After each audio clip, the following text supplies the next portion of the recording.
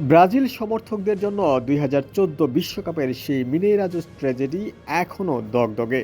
সেদিন বেলো হরিজন্তের সেমিফাইনালে স্বাগতিক ব্রাজিলকে ৭-১ গোলে গুঁড়িয়ে দিয়েছিল জার্মানি। এক যুগ পর বিশ্বমঞ্চে আবারও সেই ঐতিহাসিক 7-আপ স্কোরলাইনের পুনরাবৃত্তি ঘটাল ডাইম্যানশাফরা।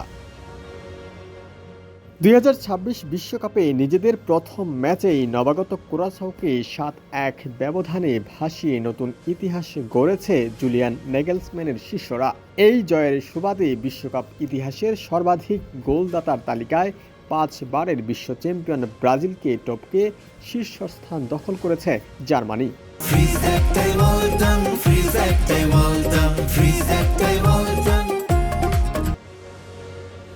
চলতি বিশ্বকাপ মাঠে গড়ানোর আগে ২৩৭ গোল নিয়ে তালিকার চূড়ায় বসেছিল ব্রাজিল। ৫ গোল পিছিয়ে ২৩২ গোল নিয়ে দ্বিতীয় স্থানে ছিল জার্মানি।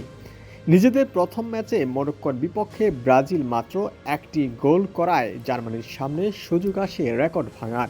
কুরাসাওয়ের জালে গোল বন্যায় ভাসিয়ে বিশ্বকাপে নিজেদের মোট গোল সংখ্যাকে ২৩৯-এ নিয়ে গেছে ৪ বারের বিশ্ব চ্যাম্পিয়নরা।